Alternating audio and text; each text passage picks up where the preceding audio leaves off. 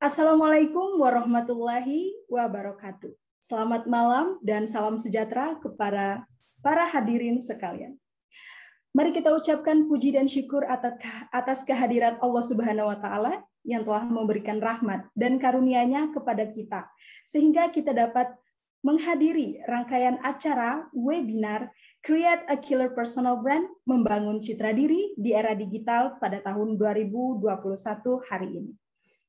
Meskipun pelaksanaan webinar ini dilaksanakan secara online karena situasi dan kondisi yang tidak memungkinkan, kami berharap esensi dari acara webinar ini tetap memberikan manfaat di masa yang akan datang kepada seluruh peserta yang hadir pada malam hari ini. Sebelumnya, izinkan saya memperkenalkan diri. Nama saya Bintang Astiana sebagai moderator yang akan memandu webinar kita selama beberapa jam ke depan. Untuk menjaga acara ini tetap kondusif, teman-teman, kami memohon untuk hadirin mematuhi peraturan, yaitu membuka kamera dan menonaktifkan mikrofon. Pertama-tama kami mengucapkan selamat datang kepada yang terhormat Bapak Dr. Farid Maruf, selaku Atas Dikbud Kedutaan Besar Republik Indonesia Kuala Lumpur, yang kami hormati Kak Alma Madinah sebagai speaker kita pada malam hari ini, dan seluruh peserta yang berbahagia. Sebelum kita memulai acara ini, kami ingin mengucapkan terima kasih juga kepada seluruh sponsor yang turut mensukseskan webinar kita pada hari ini. Kepada Atas Pendidikan Kebudayaan Kedutaan Besar Republik Indonesia Kuala Lumpur, Badan Amil Zakat Nasional, Komunitas International Millennials, dan tentunya Persatuan Pelajar Indonesia Al-Bukhari International University. Selain itu, teman-teman, kepada seluruh peserta, jangan lupa untuk memfollow Instagram kami di @ppiAIU. Marilah kita buka acara webinar kita pada malam hari ini dengan mengucapkan lafaz basmalah. Bismillahirrahmanirrahim. Pertama-tama, opening speech yang akan disampaikan oleh Bapak Dr. Muhammad Farid Maruf, selaku Atase Dikbud KBRI Kuala Lumpur. Kepada Bapak, waktu dan tempat kami persilahkan. Terima kasih Mbak Bintang. Bismillahirrahmanirrahim. Assalamualaikum warahmatullahi wabarakatuh. Alhamdulillahirrahmanirrahim. Allahumma sholli wa sallim wa barik ala sayyidina Muhammad wa ala ali sayyidina Muhammad, amma ba'd. Yang kami hormati ini semuanya, Mbak Bintang, Mbak Alma sebagai pemateri ya, dan ada adik mahasiswa semua yang mengikuti acara ini. Ini terus terang saya kaget nih ketika di WA Mbak Bintang ada acara Create a Killer Personal Brand gitu ya, yang menurut saya keren lah ya, off the box gitu ya, membuat bagaimana kita citra diri terutama di era digital ini. Dan menurut saya itu penting sekali gitu ya, mungkin pertama teman-teman adik-adik semua yang sekarang ini di Malaysia, kita semua paham bahwa citra dalam tanda kutip ini bukan diri, citra kita bangsa Indonesia ini di Malaysia ada suara lain ya.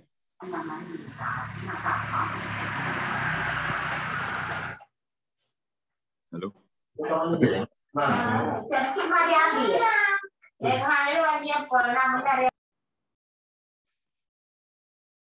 Oke ya, sudah ya. Terima kasih. Ya intinya jadi tugas berat kita semua, terutama adik-adik mahasiswa yang ada di Malaysia untuk memperbaiki citra bangsa kita, dan itu hanya bisa dilakukan melalui citra diri masing-masing gitu ya. Dan saya sangat berterima kasih nih kepada teman-teman PPI dari Al-Bukhari Islamic University gitu ya, yang berusaha keras nih dalam kondisi COVID seperti ini, pandemi seperti ini, masih berusaha menyibukkan diri dengan kegiatan-kegiatan yang positif, ya, sehingga teman-teman bisa menyalurkan gitu, energi-energinya. Dan ada hal penting gitu ya, yang tentang citra diri yang saya selalu sampaikan kalau saya bertemu dengan teman-teman saya, bahwa ini terutama untuk adik-adik semua yang saya yakin nanti akan menjadi pemimpin-pemimpin di lingkungan masing-masing atau bahkan bisa jadi menjadi pemimpin bangsa gitu ya. Amin ya Allah. Intinya pemimpin itu harus memberikan contoh yang baik gitu.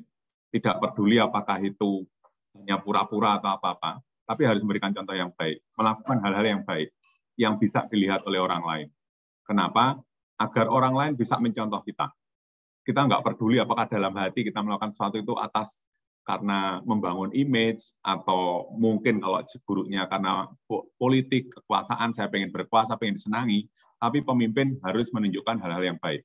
Kenapa? Karena agar masyarakat tahu dan bisa mencontoh hal-hal baik tersebut. Bayangkan jika pemimpin menunjukkan hal-hal yang jelek, gitu ya. Apakah itu jujur atau enggak, gitu ya. Tetapi jika pemimpin itu menunjukkan citra yang jelek, melakukan hal-hal yang jelek, yang buruk, gitu ya, yang tidak baik, maka masyarakat juga akan meniru. Gitu ya. Dan ini terjadi di kita, gitu ya. Kalau nanti ini kaitannya mungkin dengan membangun citra diri di era digital ya, atau kita lihat teman-teman di televisi kita ketika talk show, terlihat sekali bagaimana yang kita anggap sebagai pemimpin-pemimpin masyarakat kita menunjukkan cara bicara yang bisa jadi mohon maaf gitu ya, tidak layak untuk ditiru, gitu ya. Mengata-ngata orang dan di depannya mungkin menunjuk-nunjuk seperti ini atau gimana pun. Nah, hal seperti ini yang perlu kita kurangi, gitu ya. Mohon maaf. Ini yang perlu kita kurangi, gitu ya. Nah, saya berharap nanti Mbak Alma bisa menyampaikan hal-hal seperti ini. Akan lebih baik lagi gitu ya, jika citra diri tadi memang dari hati kita, dari apa yang memang benar kita seperti itu akan lebih baik lagi. Tetapi tetap saja apapun itu, bahwa adik-adik semua adalah pemimpin bagi masyarakat di sekitarnya, bagi lingkungan sekitarnya, minimal di lingkungan sekitarnya yang paling kecil, adik-adik harus bisa menunjukkan contoh-contoh yang baik, harus mencitrakan yang baik, harus memberikan ketika melakukan sesuatu yang baik, tunjukkan pada orang lain, agar orang lain bisa meniru, agar masyarakat di sekitar adik-adik bisa meniru. Itu menurut saya penting sekali. Kira-kira itu yang poin yang mungkin bisa saya sampaikan. Sekali lagi terima kasih dan selamat pada teman-teman PPI di Al-Bukhari International City yang masih gitu ya berusaha keras untuk mengisi kegiatan kita di masa pandemi ini di sela-sela adik-adik belajar mandiri di rumah dengan kegiatan-kegiatan yang positif, dan insya Allah saya yakin kegiatan-kegiatan tersebut akan menghasilkan sesuatu yang kalau istilah Jawa itu barokai gitu ya, memberi barokah pada minimal pada diri sendiri dan insya Allah pada masyarakat sekitar. Pada adik-adik semua, selamat mengikuti acara ini, semoga bisa mengambil manfaat dari acara ini. Terima kasih. Assalamualaikum warahmatullahi wabarakatuh. Waalaikumsalam warahmatullahi wabarakatuh. Terima kasih kepada Bapak Farid Mahruf yang telah menyampaikan opening speech pada malam hari ini. Memang betul-betul meningkatkan semangat kami Pak untuk terus berjuang dalam mencari ilmu dan menyimak materi kita selanjutnya. Semoga sehat selalu dan sukses selalu untuk Bapak dan keluarga. Sebelum kita lanjut ke materi, marilah kita open kamera untuk mengabadikan momen webinar kita pada malam hari ini. Kepada operator dipersilakan. Untuk teman-teman peserta, dipersilakan untuk meng-open kameranya. Oke.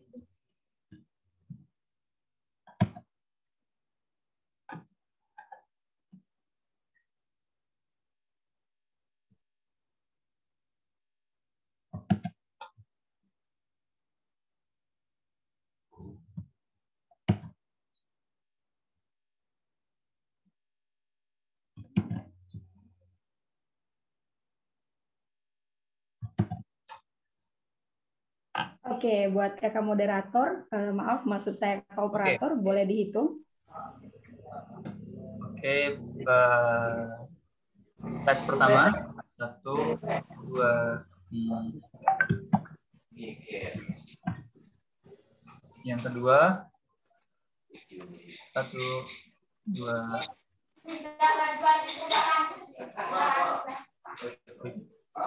1, 2, 3. 3. 1, 2, 3. Oke, yang keempat. 1, 2, 3. Yang kelima, 1, 2, 3. Dan yang terakhir. Oke, sudah. Terima kasih semuanya. Baik, terima kasih kepada Bapak Operator. Selanjutnya, acara yang telah kita tunggu-tunggu, yaitu materi Create a Killer Personal Brand, membangun citra diri di era digital, yang akan disampaikan oleh kakak cantik sarjana ekonomi, dan beliau ini teman-teman merupakan HR profesional. Mari kita sambut Kak Alma Madina.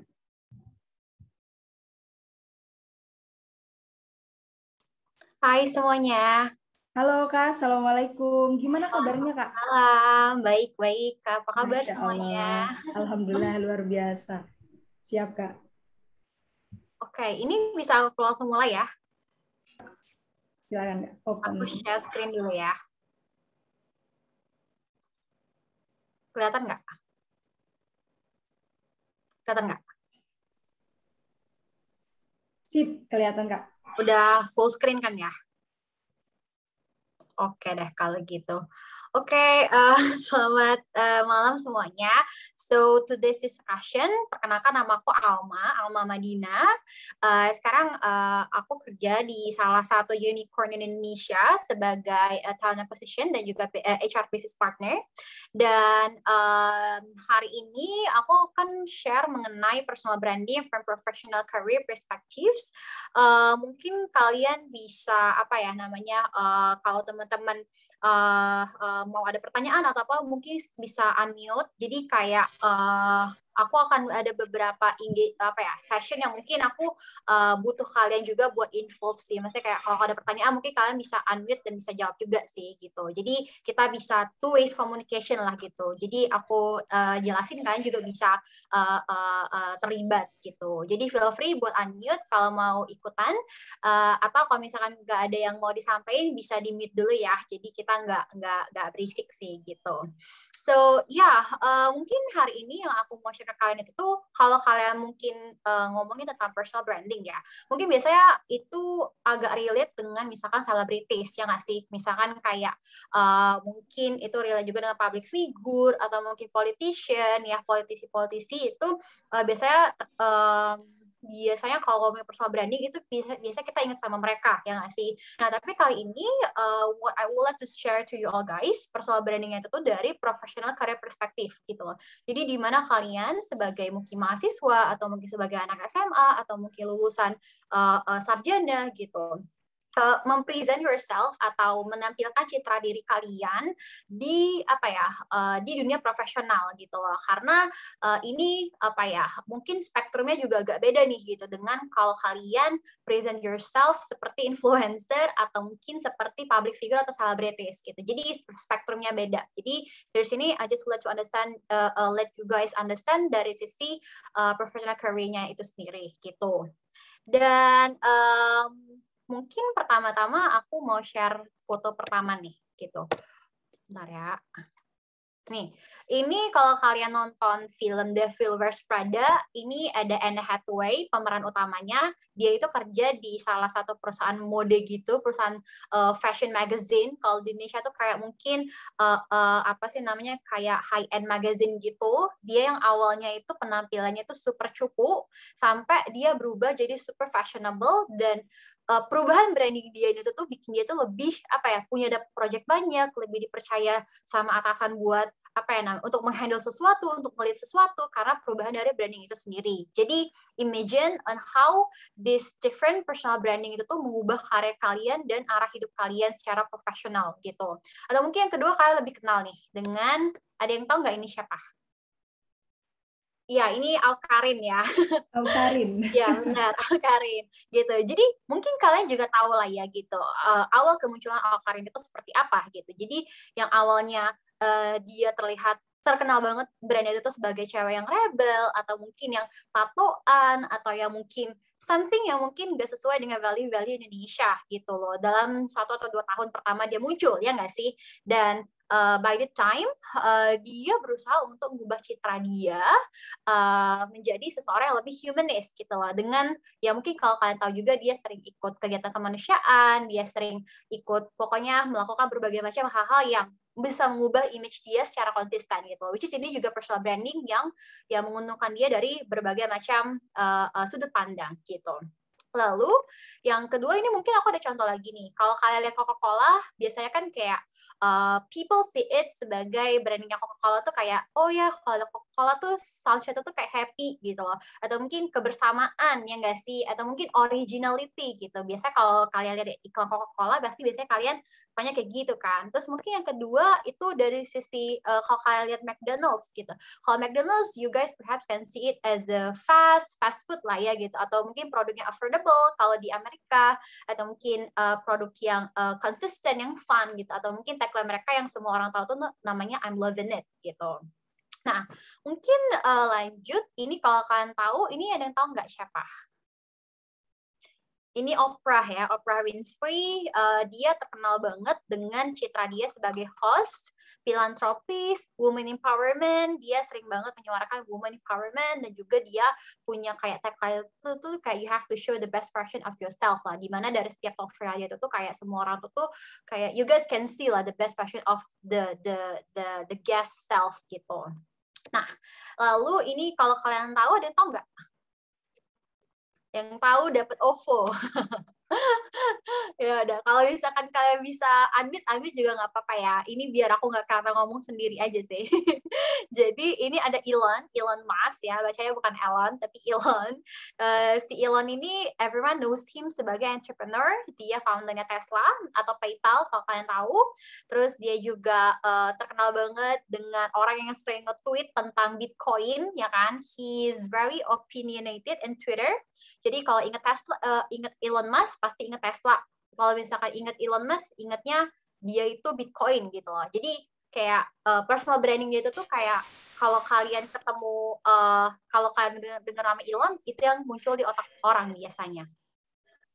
Terus ini ada yang tahu siapa? Yang tahu dapat Shopee Pay. Bisa di-unmute ya. Ibu ya, Risma. Benar ya, Bu Risma. Jadi ada yang tahu mungkin citranya Bu Risma seperti apa di lapangan? Sebagai sosok yang sangat peduli dengan masyarakat. Ya. Tegas. Benar. Nih, pertama dia terkenal dengan tegas, kedua tuh keibuan, ketiga itu ya orang kenal dia dengan belusukan, terus dia juga pemberani, sosok ibu yang pemberani, dan yang terakhir itu paling citranya banget tuh merah gitu. Kalau kalian Google Bu Risma, itu mungkin banyak banget dia pakai baju-baju warna merah kayak Mary Riana kalau kalian tahu ya. Kayak politisi. Iya benar, politisi juga gitu. Nah, lalu ini terakhir Isyana. Ada yang tahu mungkin kalau Isyana? Tahu Kak, kebetulan kembaran saya. Nah, biasanya dia terkenal itu tuh di antara pemusik ya. Dia tuh kayak she's popular with music classic, smart, humoris, gitu. Introvert juga, serius, ada juga idealis gitu. Terus mungkin cukup contoh-contohnya. Jadi mungkin kayak kebayang ya gitu. Biasanya branding itu apa sih gitu. Jadi sebenarnya branding itu adalah aku jauhin dulu. Jadi branding itu adalah ketika kalian itu nggak ada di satu ruangan nih. Jadi branding itu adalah apa sih yang orang bicarakan mengenai kalian ketika kalian tuh nggak ada di situ gitu. Jadi misalkan kalian misalkan oke, bintang tuh terkenal seperti apa sih gitu. Kayak mungkin bintang itu adalah bintang terkenal dengan as an incredible speaker gitu loh. Karena dia kalau ngomong tuh bagus banget cara dia ngomong, atau dia sering jadi MC, atau mungkin dia sering menang lomba speech atau lomba pidato gitu. Atau mungkin misalkan kayak Gito gitu. Kayak Gito kalau dia lagi nggak di situ, orang-orang tuh bilang tuh Gito tuh anaknya alim banget gitu. Atau mungkin dia punya all shop itu tuh omsetnya udah miliaran gitu. Jadi he is a very great entrepreneur gitu. Atau mungkin kalau aku lagi nggak di ruangan itu, orang-orang bakal bilang iya Alma tuh kerjanya di di HR ya, dan dia itu mungkin tiap tahun itu tuh karir pas itu oke nih, promosi terus gitu, amin, misalnya kayak gitu. Jadi branding itu tuh lebih ke kayak apa sih yang orang omongin tentang kalian kalau kalian tuh lagi nggak di situ gitu.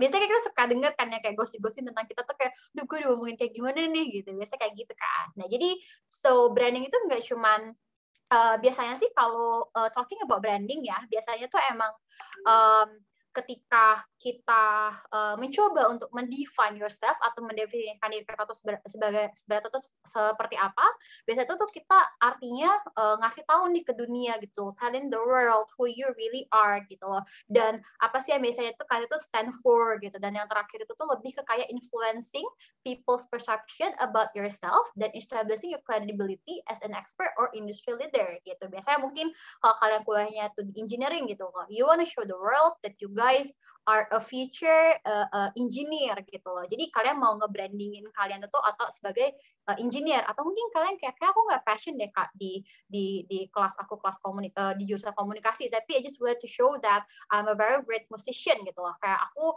punya band gitu loh. Jadi kalian juga bisa nih choose to brand yourself dari sisi musiknya itu gitu, instead of kalian sebagai anak komunikasi gitu. Ada kan ya kalau kalian kenal seseorang, kalian tuh nggak kenal dia tulisan mana, tapi lebih ke kayak dia terkenalnya tuh di Instagram tuh seperti apa, ya nggak sih gitu. Jadi that's the way you have to brand yourself. Nanti aku bakal jelasin di slide berikutnya gitu. Nah, next, personal branding, effectively market yourself for career success. Jadi tadi ya, branding itu apa sih? Dia itu practice of differentiating a company or product by developing a unique name, logo, atau package. Jadi intinya itu tuh branding itu nggak cuma untuk personal, untuk diri kita, tapi untuk all aspects gitu. Let's say for example, when you talking about branding itu dari sisi perusahaan juga punya brandingnya, artis punya brandingnya sendiri, produk kalau kalian mau bikin bisnis kan juga ada brandingnya, atau mungkin secara personal you also have your own personal branding gitu. Jadi gimana sih caranya kita tuh ngebedain diri kita dari orang lain gitu loh. Lebih ke self differentiation. Jadi mungkin dari sisi mungkin semua orang sama ya, anak-anak satu jurusan manajemen itu sebenarnya sama, mereka sama-sama dari manajemen, tapi caranya adalah gimana, how the way you would like to differ yourself from other people, jadi kalian tuh lebih kelihatan stand out gitu. Tujuannya apa? Tujuannya adalah tadi, mungkin kalau dari si professional career, kalian bisa dapat kerja lebih gampang, kalian mungkin bisa apa sih namanya, bisa diterima kerja, atau mungkin bisa lancar interview, atau mungkin kalau kalian udah kerja, kalian bisa dipromosi dengan lebih cepat gitu loh, dengan branding tadi gitu.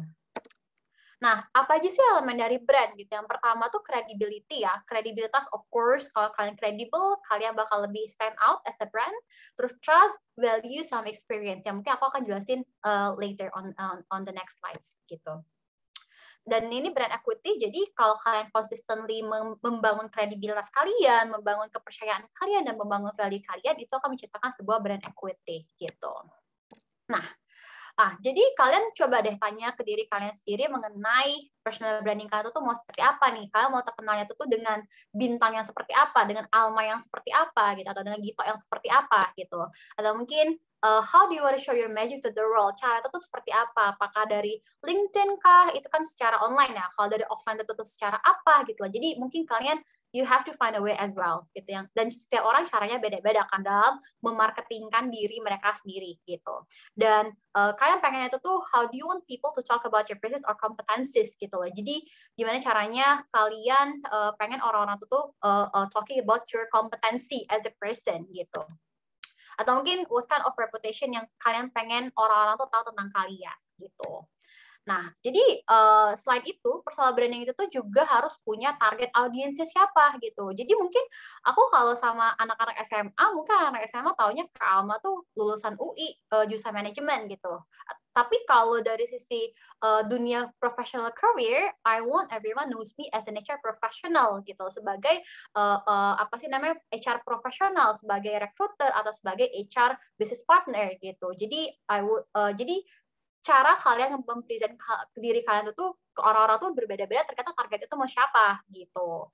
Nah, jadi the way art of storytelling itu juga penting nih, caranya gimana nanti aku jelasin lagi di next slide berikutnya gitu. Terus nah, pertama kalau dari sisi online presence ya, dari dari perspektif of online presence gitu. You can have a try to Google yourself gitu. Apa sih yang popping up ketika kalian tuh ngetik nama kalian di Google? Let's say for example, misalkan kalian buka Google nih, langsung ketemu Facebook kalian, atau mungkin ketemu Twitter kalian di zaman tahun 2008, atau mungkin a lot of mungkin data kalian di Kemendikbud. Biasa ada kayak data kalian kayak gitu. Jadi ketahuan nih lulusan SMA mana atau kuliah di mana gitu. Jadi result of your Google search itu adalah the first impression so people will have on you gitu loh. Jadi itu kalian juga bisa manage sih gitu, gimana kalian pengen dilihat di Google tuh seperti apa gitu. Dari situ kalian juga bisa tahu nih, is that a good one? Apakah informasi yang kalian sharing dari LinkedIn, dari Facebook, atau dari Twitter, atau dari social media itu tuh adalah sesuatu yang konsisten yang pengen kalian show it in the public gitu loh. Apakah whether itu kalian di stalk sama gebetan, atau mungkin di stalk sama recruiter, itu tuh kesempatan orang untuk menilai kalian itu tuh luas banget sih dengan mereka nge-Google diri kalian. Nah, what's in it for you in terms of personal branding? Biasanya kalian bisa evaluate nih gitu, apakah isi Facebook saya tuh dari zaman tahun 2013 di mana kalian itu masih belum dewasa, isi statusnya tuh yang apa ya, mungkin agak alay, mungkin agak apa kayak. Jadi kalian bisa juga evaluate dari situ, atau mungkin Twitter kalian gitu. Kalian juga bisa manage your accounts, mungkin make it private, atau mungkin dihapus. Kan sekarang udah banyak tuh jasa-jasa untuk hapus akun kan, yang kayak kalau misalkan belum kerudung bisa kalian coba buat hapus. It's up to you on how you want people see you as a person, as an impressions mereka gitu. Waktu itu aku juga suka Google, I Google myself gitu ya, muncul tuh tiba-tiba blog aku di tahun 2009, atau mungkin aku punya website Geocities yang belum aku hapus, atau mungkin aku punya akun Flirt, kalau kalian tahu ya, Flirt MySpace, ada kan zaman dulu kan, habis itu kayak oke, akun-akun kayak gitu sih. Jadi aku juga somehow I Google myself, dan I'm seeing that aku juga bisa berusaha untuk rapiin. Especially kalau kalian pengen terjun ke dunia profesional, itu LinkedIn is very important guys. Jadi kalian alokasiin deh waktu kalian seharian gitu untuk ngebenerin LinkedIn. Meskipun kalian masih SMA atau masih kuliah, kalian bisa tuh connect-connectin LinkedIn tuh mungkin kalau ada yang belum tahu itu lebih ke social media, di mana kalian tuh bisa connect dengan profesional gitu. Misalkan kalau kalian pengen kerjanya tuh in the future kerja di perusahaan oil and gas, atau mungkin perusahaan minyak, atau mungkin perusahaan kosmetik, pengen ke FMCG, ke perusahaan es krim gitu-gitu, kalian bisa mulai nih connect ke orang-orang yang menurut kalian tuh ke HR-nya, ke recruiter-nya. Jadi udah mulai building your LinkedIn profile gitu. Nah, jadi meskipun kalian belum lulus, tapi kalian udah mulai lah gitu belajar to present yourself in baby steps lah gitu. Terus dari sisi personal branding on market yourself for career success. Bentar ya. Nih, misalkan maksudnya kayak gimana sih Kak gitu personal branding? Kayak aku tuh nggak tahu deh apa yang harus aku present, kayak aku I don't even know diriku tuh siapa gitu. Biasanya ada yang kayak gitu kan, atau kayak aku kebanyakan keahlian nih Kak, aku bisa semuanya gitu, kayak aku bisa melakukan banyak hal, I master on a lot of things gitu, tapi aku bingung nih, masa aku harus present semuanya sih, kan nggak mungkin gitu. Nah, biasanya orang tuh value itu 10 nih, misalkan. Value itu mungkin kompetensi kalian gitu. Misalkan kalian anak farmasi, jurusan farmasi, tapi kalian bisa coding, atau mungkin kalian bisa Excel yang advance gitu ya, pakai Microsoft Excel yang advance, atau mungkin kalian bisa public speaking gitu, atau mungkin kalian bisa punya banyak value-value lain, kompetensi lain, tapi yang orang tahu tentang kalian itu ya cuma anak farmasi aja gitu. Misalkan Gita anak farmasi, ya udah that's it gitu. Orang nggak tahu bahwa kalian tuh bisa ngomong atau punya public speaking kompetensi, but people don't also know that kamu tuh pintar Excel gitu. Jadi cara kalian present yourself itu tuh agak kurang gitu loh. Jadi orang tuh nggak tahu nih kompetensi kalian seperti apa. Misalkan rekruter tuh juga nggak bakal tahu nih kalian bisa itu. Padahal sebenarnya mungkin itu yang bakal dibutuhin di kerjaannya kayak gitu sih. Jadi itu apa yang harus kalian lakukan kalau kalian nggak tahu apa aja keahlian kalian, itu mungkin kalian doing yourself discovery, which is ini nanti aku akan jelasin gimana caranya to find yourself, to have a look apa aja sih potensi diri yang kita punya, tapi kita nggak sadar selama ini kita punya itu gitu. Karena kan suka kayak gitu kan ya. Padahal sebenarnya kayak lo bagus deh mah gitu, pinter deh ngomong, kok lo nggak pernah ngomong gitu, kayak lo punya potensinya deh gitu. Nah itu how do we find it out, nanti aku jelasin di slide berikutnya ya. Atau mungkin biasanya orang tuh kayak value dia tuh cuma 10 nih, tapi dia biasanya overvalue themselves itu jadi 12 misalkan. Kalau misalkan kayak dia bisa Excel cuman bikin tabel-tabel doang nih, tapi dia bilangnya ke orang-orang tuh bahwa dia bisa Excel sampai advance banget di CV-nya gitu. Sebenarnya it's not the right thing to do, dan sebenarnya yang dibutuhin market itu sebenarnya bukan skill Excel gitu. Biasanya yang dibutuhin market itu tuh adalah mungkin lebih ke data driven gitu, someone yang emang ngerti olah data gitu, SPSS misalkan. Jadi apa ya namanya, kalian harus menyesuaikan nih gitu apa yang kalian punya dan apa yang dibutuhi bisnis di luar sana atau yang dibutuhin market lah. Market tuh maksudnya kayak apa sih namanya, bisnis gitu, industri saat ini gitu. Caranya adalah tadi dengan personal branding ya gitu. You have to find out sebanyak mungkin apa sih yang kalian bisa present to the market gitu, to the interviewer atau to the recruiter gitu. Nih, biasanya sih gimana caranya untuk discover yourself gitu. Kalian harus tahu nih, ini ada namanya konsep dari Jepang namanya ikigai. Ikigai itu adalah ketika kita hidup di dunia ini dengan melakukan apa yang kita suka, di mana apa yang kita suka itu kita master banget di hal tersebut, dan itu tuh keahlian yang dibutuhkan dunia. Yang terakhir itu tuh kalian dibayar akan hal itu. Misalkan kalau kalian tahu siapa ya, misalkan Pak Ridwan Kamil gitu. Pak Ridwan Kamil itu kan dia tuh awalnya kan arsitek kan ya. Dia suka banget gambar nih. Dia suka banget gambar, dan selain suka gambar, emang gambaran dia bagus gitu loh. He's very good at it gitu.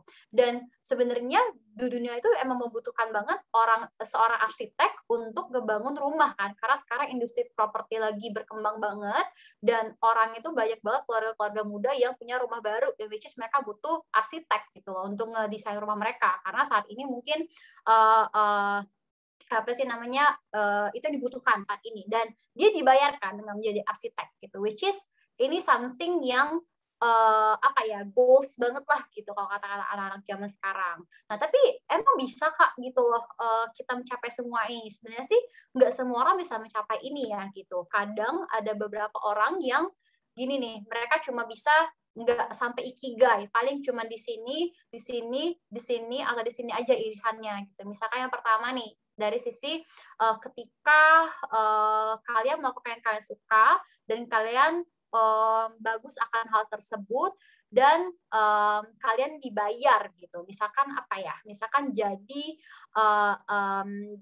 public relations gitu, PR lah. Kalau mungkin kalian familiar ya, kalau jadi PR kan mungkin orang itu suka ngomong nih, misalkan Bintang suka ngomong, she really likes to talk, she's very talkative, dan she's good at it gitu. Itu terbukti dengan misalkan dia menang lomba pidato, lomba speech, dia menang debate gitu. Jadi dia the way she talks, share public speaking skills itu bagus banget, dan dia dibayar dengan menjadi public relations, ya nggak sih? Tapi somehow the world doesn't need it gitu loh. Mungkin secara sedunia globally itu nggak yang terlalu butuh-butuh banget nih public relations gitu loh. Mungkin lebih butuh dokter atau lebih butuh apa gitu.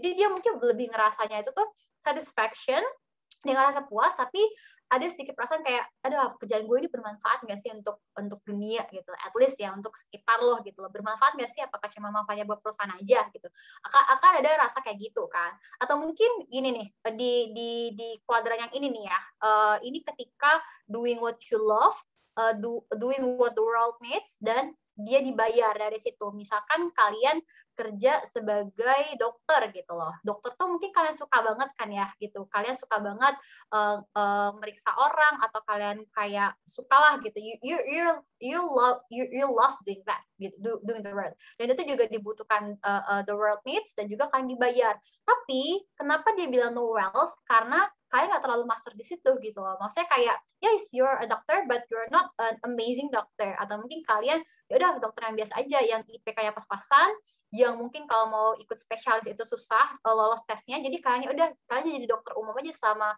20 tahun kalian bekerja di dokter gitu. Jadi it means that no wealth itu tuh maksudnya kayak kalian nggak ada career progressions gitu. Jadi emang susah sih untuk nyari si ikigai ini, tapi by the time kalian menemukan diri kalian itu tuh apa, seperti apa, by the time you discover yourself, itu bakal lebih mudah sih menentukan ikigai kalian gitu.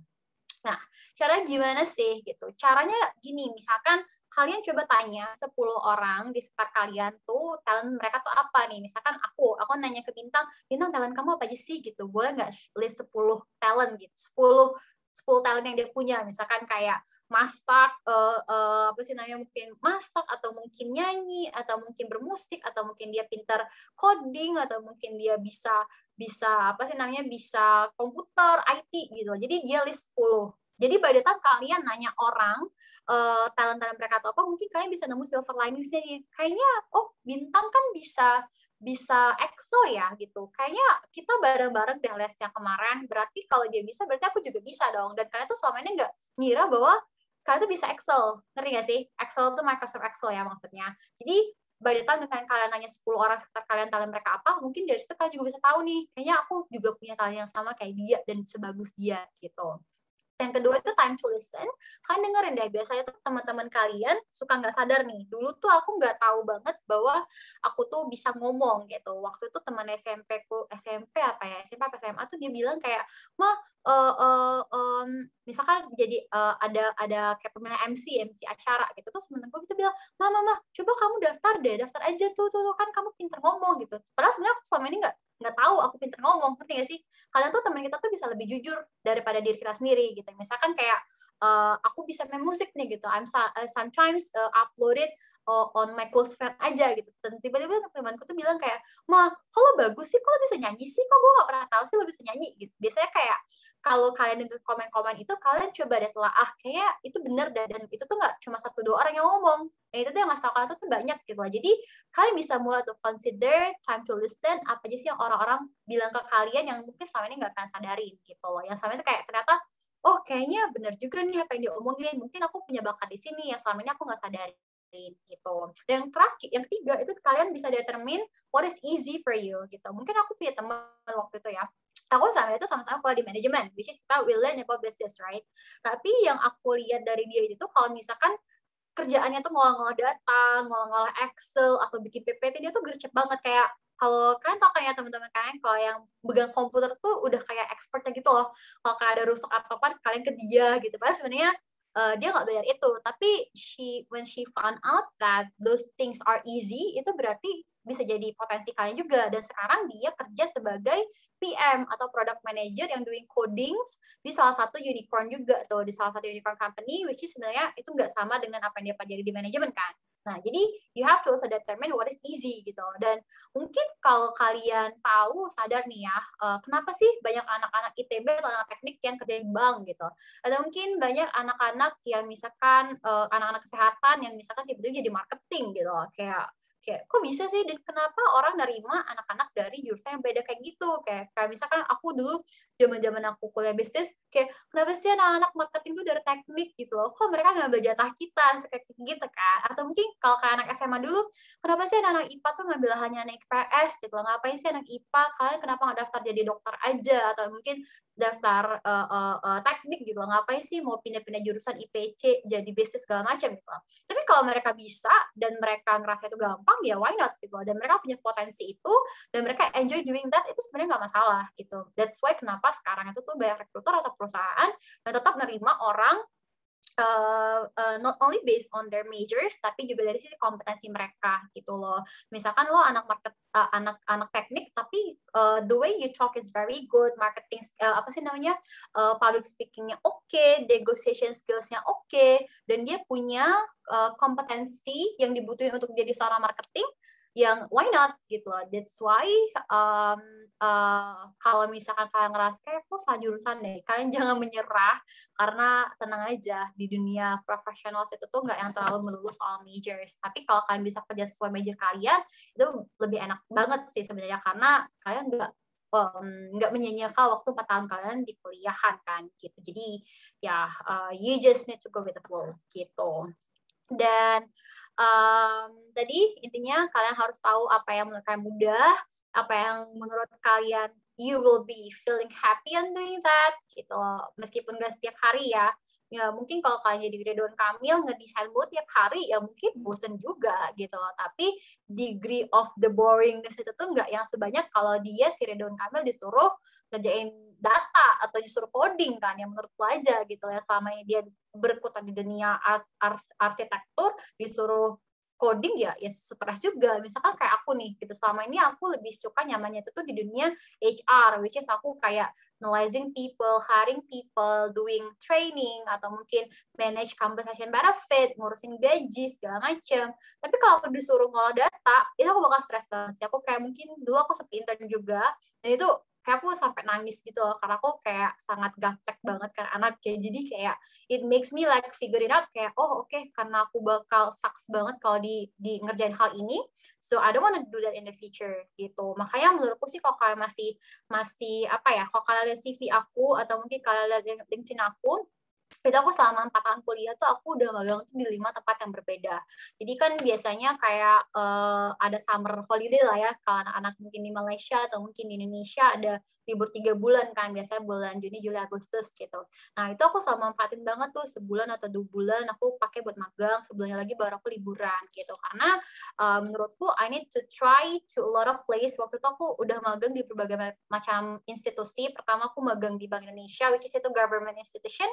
Kedua, aku pernah magang di startup, aku pernah magang di perusahaan multinational companies, asal Jerman, asal Swedia, dan aku juga pernah magang di research company gitu. Jadi aku udah nyicipin kan kayak mana-mana aja nih, dan dari situ aku juga bisa tahu nih aku cocoknya tuh di environment seperti apa, dan kayak aku bakal nggak cocok di kerjaan yang kayak gimana gitu. At least when you try to find it out a lot and earlier within your peers, within your friends, itu bakal menguntungkan banget bagi kalian. Jadi pas kalian kerja, kalian nggak bakal pindah-pindah tempat karena kalian udah tahu nih, aku cocoknya di mana, aku master itu tuh di area mana gitu. Next, why does personal branding matters to you gitu? Karena personal branding itu tuh penting banget. Kadang tuh ada orang yang kayak, aduh ngapain sih gue manage personal branding, jaga image gitu, sesuai yang dibilang di bapak yang pertama tadi kan gitu. Beliau bilang katanya ya udah gitu, whether it's from your heart or not, yang penting kalian tunjukin tuh citra kalian yang bagus gitu loh, karena itu bakal ngaruh juga. Karena ada beberapa aku ketemu tuh anak-anak yang pada bilang kayak, aduh ngapain sih kalian jaga image gitu loh, just be who you are gitu loh, nggak usah fake lah gitu. Tapi menurutku sebenarnya itu juga nggak bisa dibenarkan gitu loh, karena dengan kita membangun citra diri kita itu bakal mempengaruhi ke banyak macam hal gitu loh. Misalkan itu bakal ngebawa kalian tuh ke kerjaan yang kalian suka, itu bakal mempengaruhi hidup kalian deh gitu seperti kami aja yang dengerin ngantuk, apalagi kalian. Boleh di mute nggak? Oke, thank you ya. Nah, terus impact itu tuh seperti apa sih? Jadi kalau kalian di dunia kerja udah punya personal branding, itu bakal ngaruh banget nih ke project apa yang bakal kalian assign gitu loh. Terus habis itu ada kan ya kayak temen aku, mungkin kalian juga sering lihat di Twitter gitu loh, anak-anak yang mungkin kerja itu tuh di government organizations gitu loh. Mungkin dia PNS, terus tiba-tiba dia kan misalkan dia PNS di Kementerian Keuangan gitu loh. Dia kan ngurusin pajak, fiskal segala macam kan. Tapi ketika dia nge-brandingin diri dia bisa desain, ya orang bakalan ngasih project desain juga kan ke dia, ya nggak sih?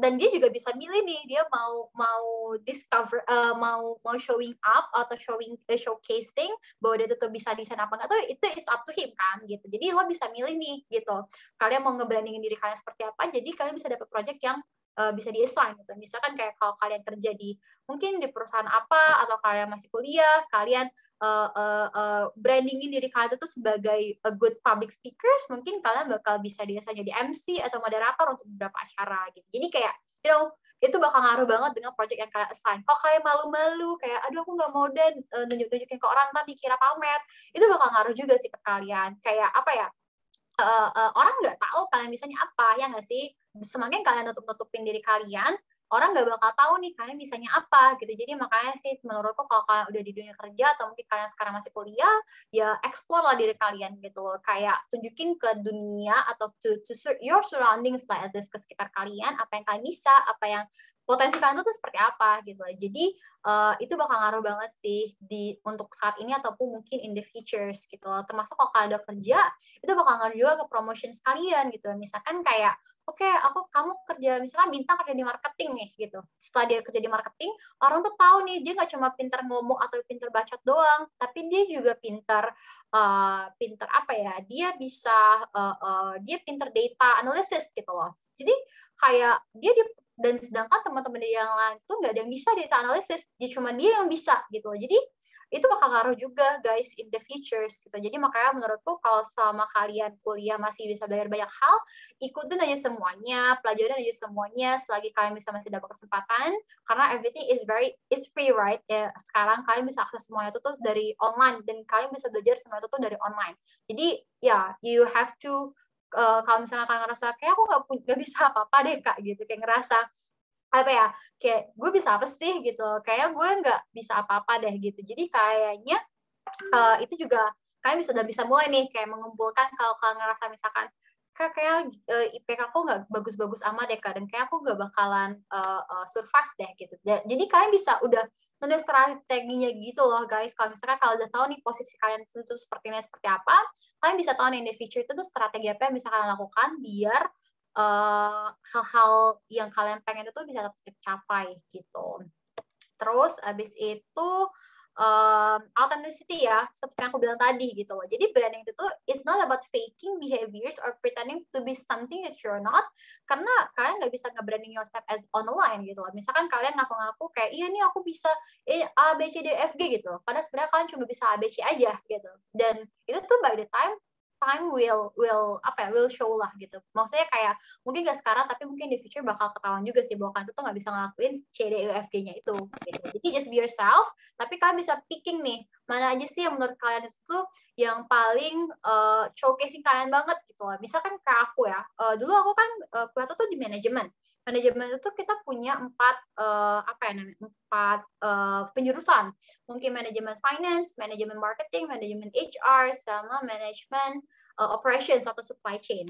Nah, waktu itu tuh aku tuh tahu banget nih, aku tuh anaknya nggak bisa hitung-hitungan. I'm very bad at math, dan jadi at the very first place aku bakal tahu nih I will never work on finance karena aku nggak suka angka. Aku anaknya bosenan, boringan, dan aku anaknya tuh nggak hati-hati. Maksudnya aku nggak delicate gitu. Jadi aku nggak teliti lah. Jadi pasti kalau hitung-hitungan pasti bakal nggak balance, bakal salah. Terus yang kedua dari sisi operations juga nggak bisa. Kalau marketing manajemen operations pasti kalian bakal ditempatinnya itu tuh di pabrik ya kan. Jadi kalau misalkan ditempatin di pabrik ya nggak bakal mungkin kerja di Jakarta, pasti bakal ditaruh di Cikarang atau mungkin di Cilegon atau mungkin ya di Sidoarjo gitu. Jadi biasanya anak marketing operations ditaruh di situ gitu, anak-anak manajemen operations. Nah jadi waktu itu yang aku tahu dari diriku tuh adalah I really love analyzing people. Dari dulu tuh orang tuh selalu consult ke aku, misalkan kayak teman-teman aku yang ketua OSIS atau ketua BEM, biasanya mereka kayak nanya, menurut lo dia oke nggak ya kalau untuk gini?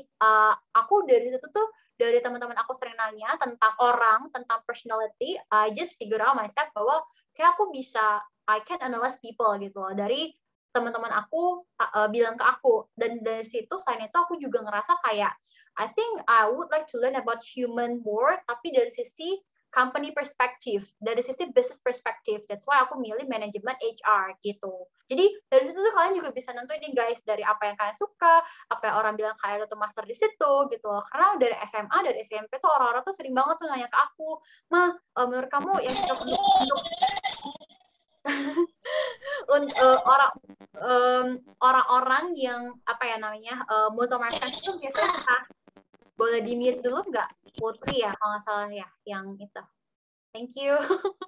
Jadi misalnya dari SMP tuh teman-teman aku tuh pada nanya gitu, Ma, menurut lo yang cocok handle project itu siapa ya? Atau mungkin kayak, Ma, menurut lo kalau dia jadi kepala divisi ini oke nggak? Dari situ tuh aku bisa analyze people very quickly, dan itu tuh bener gitu loh. Jadi kayak itu tuh proven gitu loh. By the time aku kayak ngasih advice to my friends, kayaknya dia oke deh kalau gini. Tapi kayak dia nggak bakal oke karena faktor A, B, C, D, F, G gitu. Jadi itu bisa apa ya namanya, bisa ngaruh banget gitu. Dari situ tuh itu juga ngaruh ke decision making aku dengan aku ngambil manajemen HR gitu. Dan sampai sekarang it's proven sih I'm enjoy doing it. Aku udah hampir 3 tahun di dunia HR dan I'm enjoying meeting with people. Aku juga enjoy dealing with people, ya something yang hard to manage kan ya. Kalau kalian manage barang, manage sesuatu, manage komputer, manage angka tuh mungkin itu bisa diatur kan. Kalau manage orang itu susah banget. Kayak people are different. Orang-orang tuh kayak ya mereka punya personality-nya beda-beda gitu. Mereka punya intensi atau motivation yang berbeda gitu. That's why dengan aku suka dealing with that, ya I'm fine gitu lah dealing dengan orang yang mungkin nggak tahu aturan, atau mungkin orang yang gimana ya, yang oke atau yang enggak oke, itu aku I get used to with that gitu. Jadi kayak kalau misalkan orang-orang yang mungkin agak introvert, yang mungkin dia butuh energi banyak nih buat ketemu orang, mungkin dia bakal struggling juga doing my job gitu. Jadi the more kalian understand yourself, itu the better sih, karena kalian bisa tahu nih apa yang bakal kalian raih in the future, kalian pengen kerjaan kayak gimana gitu. Of course you have to also do your research sih gitu. Jadi kalian nggak salah pilih keputusan gitu. Makanya tadi sih dengan kalian punya goals personal branding, dulu aku juga mikir kan kayak orang tuh ngeliat aku tuh seperti apa sih gitu loh. Kayak people tuh are very scattered talking about me gitu loh. Kayak cuman gitu-gitu aja. Dulu aku juga masih ngerasa nggak tahu nih who I am gitu, kayak Alma tuh siapa sih gitu. Jadi sekarang dengan aku kuliah di manajemen HR, I would like to people remember me, kalau ingat Alma ya ingat HR gitu. Despite mungkin aku bisa hal yang lain, mungkin I can do public speaking, I can do music, I was an athlete, sport athlete gitu-gitu. Sebenarnya itu aku nggak yang terlalu utamain gitu, karena my concern at the moment adalah I want people to see me as an HR person gitu. Di situ, nah apa aja sih elemen of personal brand? Yang pertama itu physical appearance gitu. Jadi physical appearance ini tuh bukan kayak harus cantik gitu, mancung, enggak, bukan kayak gitu, tapi the way we present ourselves gitu loh. Nah yang kedua itu dari sisi how you dress, mungkin bukan karena merek baju kalian harus branded atau enggak, tapi lebih caranya tuh gimana kalian tuh berpenampilan secara proper. Karena dengan kalian berpenampilan secara proper, make yourself more presentable, itu artinya kalian tuh menghargai atau respect to your guest gitu loh. Jadi misalkan kalian, ya pasti kalau kalian mau ketemu Jokowi, ya pasti kalian bakal tampil oke, ya nggak sih? Jadi nggak yang compang-camping, yang nggak mungkin pakai baju sembarangan gitu, pasti kalian milih. Jadi that's how you dress gitu. Jadi itu juga ngaruh ke personal brand kalian. Bahkan dulu aku punya teman yang dia tuh kalau mau kemana-mana tuh dia selalu touch up, atau mungkin dia selalu memperhatikan kerudung dia yang nggak apa sih namanya, letoy lah kan ya. Kalau cewek-cewek pakai kerudung tuh biasanya kerudungnya mencong-mencong atau rambutnya keluar gitu. So aku nanya, kok niat banget sih gitu. Padahal kan kita cuma mau ke mall doang nih, ke Detos atau ke Margo City gitu kalau kalian tahu ya. Nah, terus dia bilang gitu, kan kita nggak pernah tahu mah gitu loh, in the future mungkin saat ini aku mungkin ketemu calon bos aku, atau mungkin aku ketemu calon jodoh aku, dan aku kelihatannya not get ready gitu, kayak ya sayang aja gitu aku menyanyikan kesempatan yang mungkin aku bisa pakai gitu. Jadi ya mungkin kalian bisa using that thoughts juga sih gitu.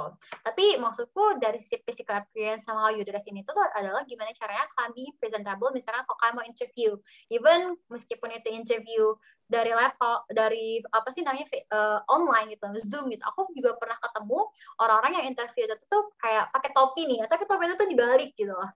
Dan sebenarnya aku nggak masalah ya, kayak I don't care with the apa sih namanya penampilannya kayak gimana, tapi orang lain mungkin bakal impresinya itu tuh udah beda gitu loh. Mau secanggih apapun lo, mau sepinter apapun kalian, kalau dari awal kalian tuh udah nunjukin bahwa kalian nggak respect sama orang tersebut, ya orang nggak bakal ngedengerin sebagus apapun kalian, ternyata sih gitu. Jadi dari sisi physical appearance, how you dress, dan yang ketiga itu dari sisi mungkin areas of knowledge ya, of course ya. Kadang tuh orang tuh suka apa sih namanya, suka bilang gini gitu, udahlah yang penting tuh otak, penampilan tuh nggak penting gitu. Tapi aku juga sebenarnya sempat mikir kayak gitu juga, kayak ngapain sih makeup nggak penting gitu loh, kayak ya kalau pintar mah pintar aja gitu. Tapi sebenarnya ya kalau bisa pintar dan penampilan oke, ya why not, ya nggak sih? Kalau kalian bisa dua-duanya, itu bakal lebih memudahkan kalian lagi gitu loh. Karena ya semua orang mungkin bisa pintar, tapi ya kalau kalian nggak presentable juga ya percuma gitu. Jadi harus balance lah gitu. Cowok-cowok kalian juga, nanti aku jelasin juga sih the next step itu seperti apa, kayak how you guys should dress. Jadi mungkin kalian bisa pakai lah gitu in the future, itu mungkin bisa kepake gitu. Nah, terus habis itu ya communication styles gitu. Itu juga ngaruh dari personal brand kalian. Ada mungkin kayak orang dulu people knows me sebagai orang yang ngomongnya itu cepat banget. Mungkin sekarang sih masih kelihatan juga ya aku ngomongnya agak cepat, tapi dulu aku lebih cepat lagi ngomongnya. Kayak ngomong apa sih gitu. Banyak orang yang bilang kok kayak gitu dari SMP deh kayaknya. Even my headmaster kelas sekolah aku tuh juga kayak pada bilang kayak kamu tuh ngomong cepet banget sih Ma, gitu pelan-pelan. Nah, itu mungkin juga bisa ngaruh ya communication styles. Kalau orang biasanya kalau ngomong cepet itu tuh antara pikirannya belibet atau mungkin dia itu tuh deg-degan biasanya kan. Atau mungkin dia ngomong terbata-bata, itu biasanya dia deg-degan gitu. Itu juga ngaruh the way your communication styles, itu juga ngaruh ke branding kalian. Biasanya ada orang yang kayak oh iya, dia cara ngomong itu tuh agak cadel gitu. Ya udah, jadi personal brand kalian itu tuh terkenal dengan cadel, tapi kan it's not a bad thing juga kan, ya nggak sih? Ya as long as it's not harming other people, dan as long as is you know like as long as it's something yang nggak mengganggu kompetensi kalian, sebenarnya nggak masalah juga gitu. Even dulu juga somehow people juga suka niru-niru kayak oh iya nih Alma kalau ngomong English itu tuh accent itu tuh Cinta Laura gitu. Padahal sebenarnya it's the right thing, right? Maksudnya kayak when I speak English, aku benar-benar using the right pronunciations gitu, bukan Indonesia pronunciation. Mungkin kalau misalkan Indonesia pronunciation kan mungkin kayak elements or personal brand gitu. Tapi I'm trying myself untuk menggunakan the real pronunciations kayak native gitu, kayak elements or personal brand gitu. Jadi kayak people will also remember, right, when you use your English correctly, atau mungkin kalian pakai style English yang British mungkin, atau mungkin kayak itu bakal membuat kalian tuh lebih diingat juga gitu loh, gitu sih.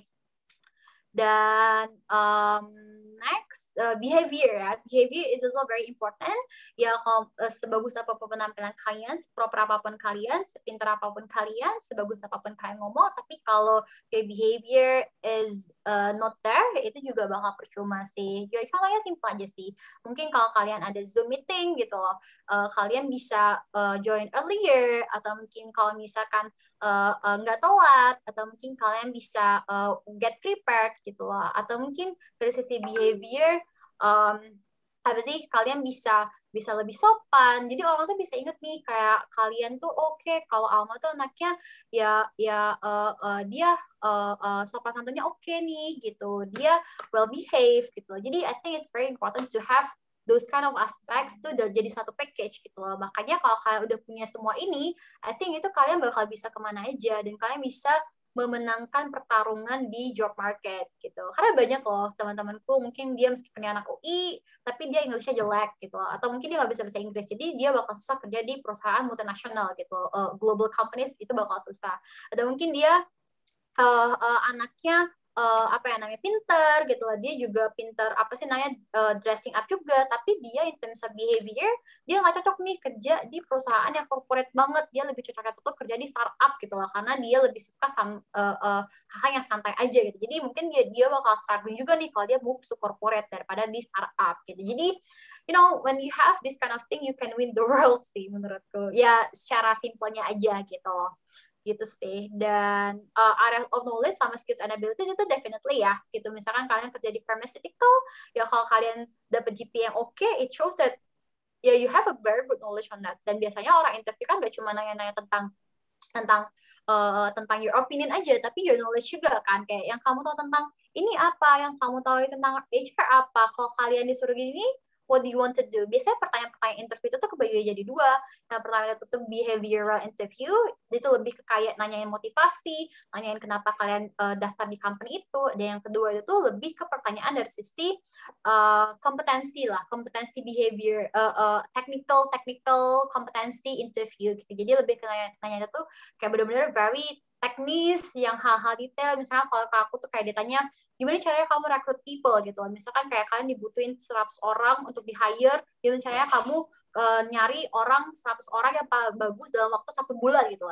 Itu kan is very technical questions kan. Kalau kalian nggak menguasai itu, ya itu juga percuma gitu.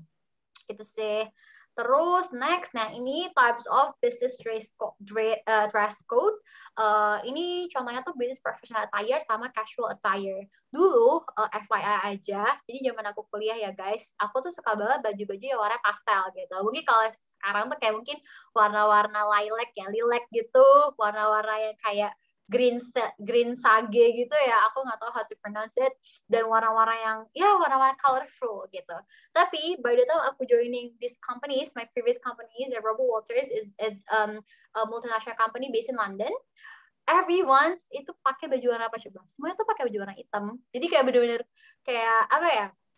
Semua tuh pakai baju warna hitam, solid color, dan itu tuh kayak ya udah kalau nggak hitam ya paling abu-abu, krem, coklat, beige, nude, gitu-gitu loh. Jadi dari situ tuh aku bener-bener kayak ngubah semua my style yang awalnya itu tuh kayak baju aku warna-warni semua. Abis itu tuh dalam sebulan tuh baju aku udah warnanya hitam semua gitu. Baju hitam, terus kayak tas itu diperhatiin, sepatu. Itu nyicil aja sih, nggak yang harus lo langsung ubah semuanya, itu nyicil aja sih by the time lah gitu, pelan-pelan. Dan itu juga sesuai juga dengan company kalian yang pengen tuju gitu. Jadi waktu itu juga sebelum aku lulus, aku juga udah nyicil tuh buat nyari blazer. Itu kan juga berguna buat kalau kalian mau present atau kayak interview, itu juga it's a very good investment gitu sih. Dan kalau untuk cowok juga sih menurutku juga ngaruh ya, dari sisi neat hairstyle kalau kalian pengen kerja di corporate gitu loh, dan pakai dasi yang konservatif lah, jangan yang aneh-aneh gitu loh, jangan. Terus juga long sleeve shirt atau dark socks, kaos kaki yang warnanya gelap, dan sepatu itu tuh yang profesional lah, kayak pantufel atau apa gitu. Nah, beda kalau dia business casual attire ya, kalian juga harus research juga sih, kalian pengen itu tuh ke perusahaan yang kayak gimana, atau kalian tuh pengen kerja yang seperti apa. Kalau misalkan company itu tuh lebih ke business casual attire ya, itu kalian juga bisa sesuaiin kan, kayak pakai polo shirt, atau sweater, atau mungkin leather shoes. Kalau yang cewek juga bisa kemeja gitu lah, tapi masih warnanya itu tuh warna yang solid gitu sih. Terus ini juga kalau bisnis casual ya, ini bisa kalian baca-baca lah di Google, itu juga banyak sih, aku kasih contohnya aja gitu. Yang paling penting tadi sih menurutku apa ya, yang harus ditanami di mindset kalian itu tuh adalah be presentable gitu loh. Karena mau apapun kerjaan kalian, kalau kalian showing that you are presentable, people tuh bakal lebih yakin dengan kalian gitu loh. Meskipun itu cuman jadi first impressions, yang paling penting sih sebenarnya sih ya kemampuan kalian ya, skill set, terus juga kompetensi kalian itu penting.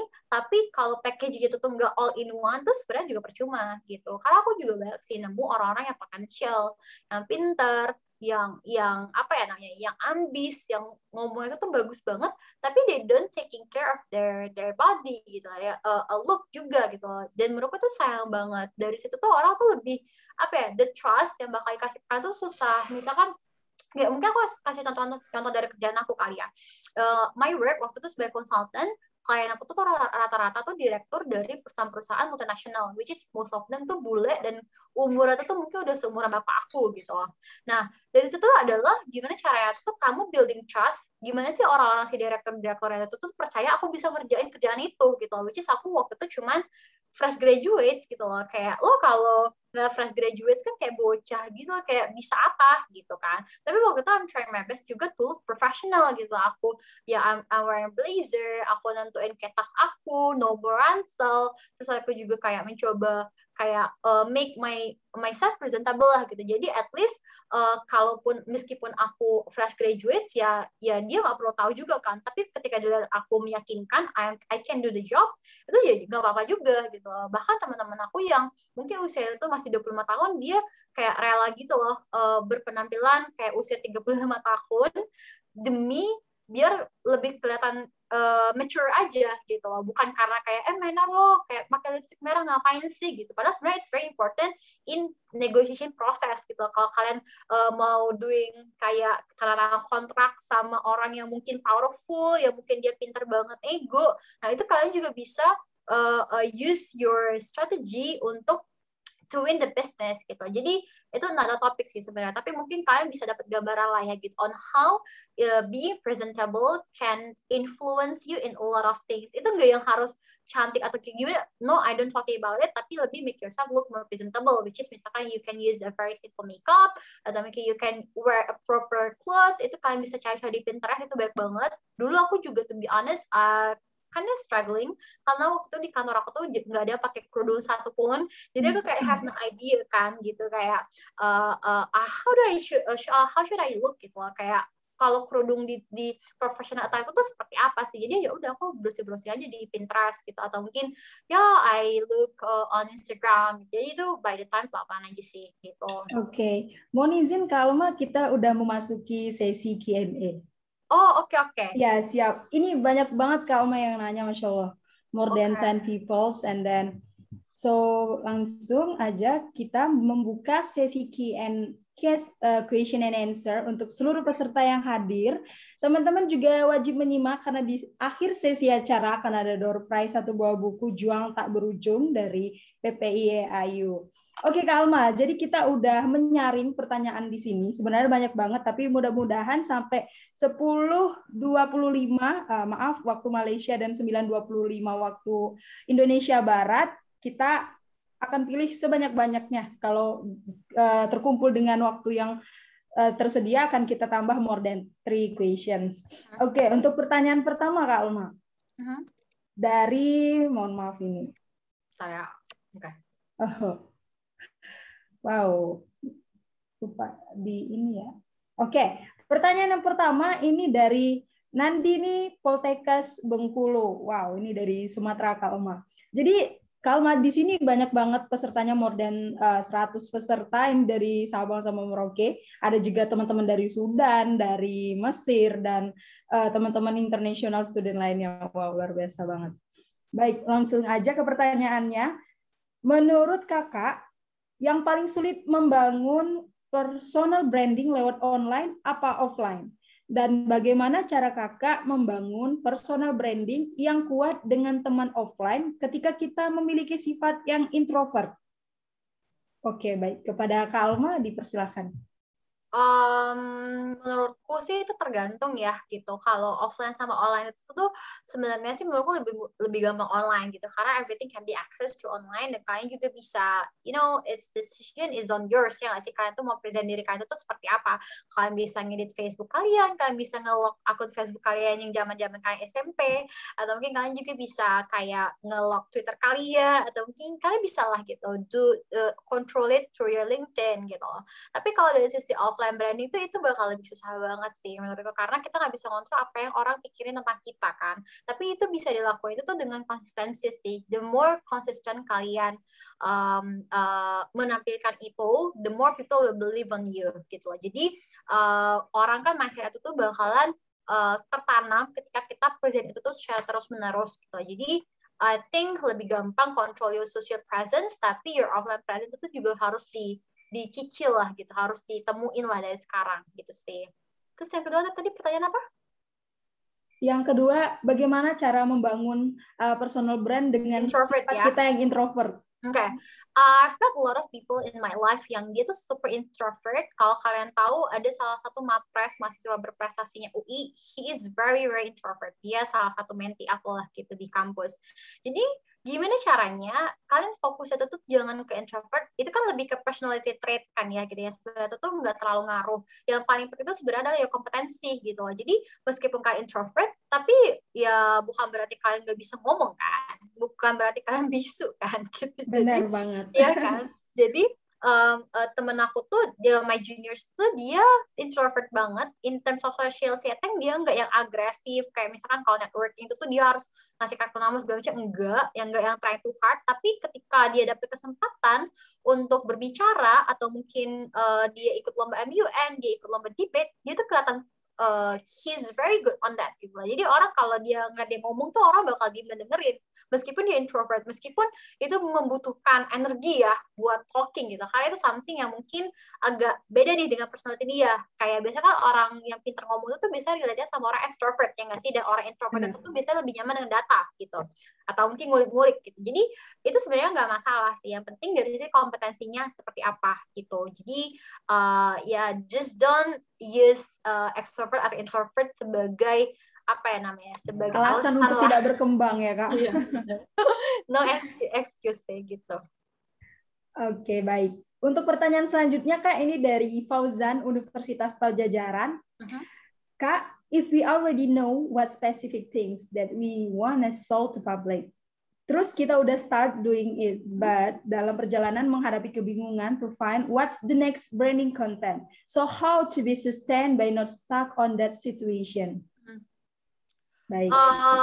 Mungkin kalau menurutku itu sebenarnya branding itu tuh nggak bisa dilihat lah ya real resultnya tuh seperti apa, ya nggak sih? Yang paling kalian tahu itu mungkin kalau misalkan it doesn't work, itu mungkin ada beberapa elemen dari branding itu yang nggak jelas gitu, maksudnya nggak apa ya namanya, nggak sesuai. Tadi kan kalau misalkan kalau lihat dari kayaknya tuh which slides ya, kalau nih mana ya, pokoknya ada beberapa brand elements of personal brands yang kalian harus lihat gitu loh. Mana ya, aku lupa. Bentar. Aku lupa. Intinya biasanya nih misalkan kayak kalau misalkan kalian ngerasa kok orang nggak pada tahu sih aku bisa ini, mungkin itu karena belum konsisten enough sih untuk menampilkan bahwa kalian itu seperti apa gitu, atau mungkin kalian ya mungkin kompetensi itu tuh yang nggak terlalu bagus gitu, ngerti nggak sih? Kayak mungkin bagi orang itu tuh ya kalian so-so aja, atau mungkin itu mediocre atau biasa aja gitu loh. Jadi orang tuh nggak bisa tahu nih branding kamu sesungguhnya itu seperti apa gitu loh. Misalkan gini, aku belajar musik nih, I really like music gitu loh, tapi ya aku nggak sekolah musik, aku juga nggak les musik, aku nggak bisa baca notasi, aku cuma simply bisa main banyak alat musik aja. Dan ya aku tahu, dan mungkin orang-orang nggak bisa ngeliat aku tuh sebagai Alma as a musician karena ya I'm just not good at it gitu lah, and I admit it gitu loh, karena ya music is just a hobby for me. Tapi when it comes to HR, I want people knows that I'm very expert on it. Dengan apa buktinya? Yang pertama ya aku kuliahnya tuh HR, terus yang kedua itu ya aku kerjanya di HR. Itu kan very consistent kan ya, consistent proposition gitu. Jadi consistent positioning. Jadi itu I think sangat successful juga nih dari sisi karir aku, dari sisi, dan itu juga ditambah dengan I understand about international HR, I can speak English very well gitu. Jadi kayak that's the mixture of your kompetensi yang digabung itu tuh yang bisa mendukung kompetensi utama kalian gitu sih. Oke, wow, semakin menarik banget. Lanjut lagi ke pertanyaan selanjutnya Kak. Ini dari Ledisa dari Universitas Pajajaran lagi nih Kak. Dalam pembuatan CV, apakah boleh menggabungkan dua bahasa? Contohnya begini Kak, suatu CV dominannya memakai bahasa Indonesia, kecuali pada bagian skill yang dimiliki. Dalam kurung, melihat agak sulitnya menemukan diksi yang tepat dalam bahasa Indonesia untuk beberapa skill. Baik, mohon dijawab Kak. Menurutku sih, kalian bisa prepare CV dalam dua bahasa. Satunya full English, satunya lagi full bahasa. Tapi menurutku sih, mau apapun itu, yang penting yang paling utama sih, kalau me personally, I always kirim CV yang bahasa Inggris, baik itu company-nya lokal atau mungkin multinational gitu. Kecuali mereka bakal nge-state banget ya, kayak oke, CV harus bahasa Indonesia, ya aku nggak bakal kirim bahasa Inggris gitu, karena aku udah tahu aturannya. Tapi kalau nggak ada catatan apa-apa, definitely you should send English CV sih, dan itu kalian perhatiin banget ya, kayak gitu. Dan itu juga bakal nambah edit value juga dari kalian kan, kayak oh oke, Nina kayaknya dia bisa bikin CV bahasa Inggris, kemungkinan dia bisa bahasa Inggris kan lebih tinggi kan, jadi people will choose that.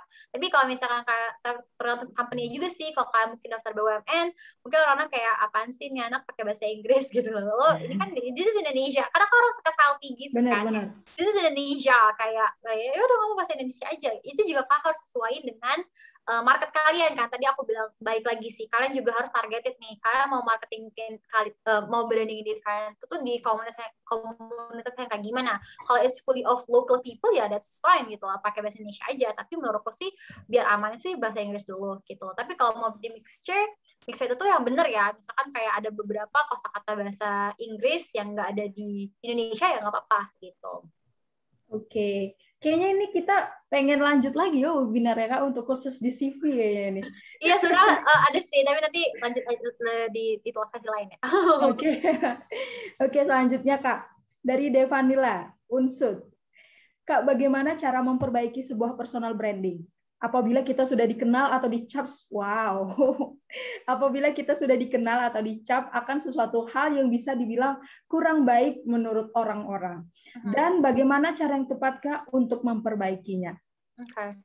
Tadi sih aku bilang, kalau kalian tahu ini kan, ini si Alkarin nih, awalnya kan image dia kan kayak gitu banget kan. Mungkin kalian banyak lah ketemu artis dengan image-image yang mungkin kayak, ya siapa ya, misalkan Ariel Peter Pan gitu kan, atau mungkin kalian mulai ya, kayak beberapa public, misalkan Anya Geraldine gitu kan. Di awal kan image mereka tuh nggak terlalu, maksudnya kayak, ya mungkin untuk norma-norma Indonesia, itu kurang sesuai dengan adat ketimuran gitu loh.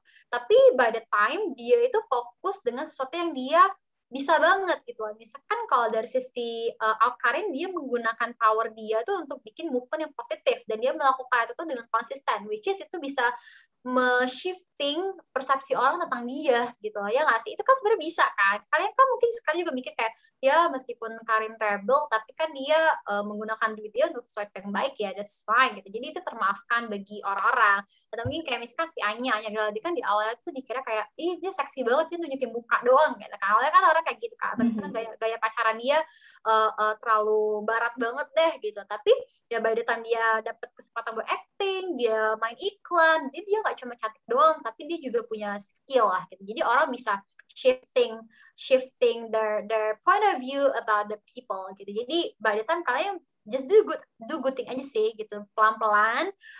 Mungkin awalnya orang kayak, ngapain sih lo, itu bukan lo banget gitu loh, kayak ngapain sih lo capre ya gitu, biasanya kayak gitu kan.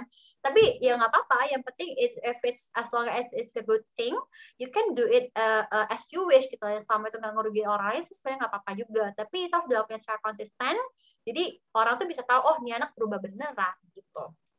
Benar banget. Berarti itu depend sama kitanya ya, Kak. Walaupun kita terlihat buruk, tapi tunjukilah dengan skill yang kita punya dan prestasi untuk mengubah perspektif masyarakat terhadap kita. Benar. Baik, kita masih ada 5 menit lagi untuk sesi question and answer, dan kita sayang banget untuk membuang waktu. Langsung aja ke Gusti Fatia dari Universitas Islam Negeri Jakarta, Kak. Selain faktor X atau kemampuan yang membuat kita outstanding, ada pula faktor Y, yakni value yang merupakan salah satu faktor yang ada di dalam PB yang PB maksudnya apa ya? PB seperti yang sudah disebutkan Kak Alma. Oh, maaf. Branding PB. Oh, I see. Oh ya. Bagaimana pengaruh value yang kita pegang terhadap professional experience yang sudah ada, terutama bila dicantumkan ke dalam digital profile seperti LinkedIn, Kak? Dan bagaimana bila value yang kita pegang kuat tidak sinkronis dengan pengalaman kita? Apakah akan tetap membuat kita autentik dan incredible dan credible? Oke, sebelumnya sih aku mungkin mau clarify dulu ya. Sebenarnya value yang aku bilang itu adalah bukan value yang kalian pegang gitu. Mungkin kalau talking about values yang kalian pegang itu mungkin kayak lebih ke apakah ke value integritas gitu-gitu kan ya, value profesional segala macam. Tapi maksud aku tuh value diri itu tuh adalah lebih ke apa ya? Value kita sebagai orang, sebagai personal gitu. Misalkan valueku mungkin people value me as a potential HR person, atau mungkin people value me as a good public speaker, atau mungkin people value me as a someone who have a very good English gitu. Jadi lebih ke value yang kayak gitu sih persepsinya, bukan value yang kayak ya value aku tuh ada ketimuran, value aku tuh kayak religiosity. No, it's not. Well, mungkin yang aku bilang itu bukan value dari situ sih. Jadi lebih ke value, your self value as a person, orang tuh nilai kalian itu tuh seperti apa gitu. Oke. Untuk pertanyaan terakhir, mungkin kita langsung random aja pilih di sini. Teman-teman yang mau bintang kepengen teman-teman lebih lebih interaktif, bisa langsung raise hand, boleh langsung sebutkan pertanyaan dan face-nya. Open kameranya. Ada? Oke, sudah ada dari Fauzan Iza. Kepada Fauzan dipersilahkan. Oke, terus assalamualaikum. Masuk? Masuk. Oke, terima kasih sudah memberi kesempatan untuk saya bertanya. Saya pengen nanya tentang apa ya?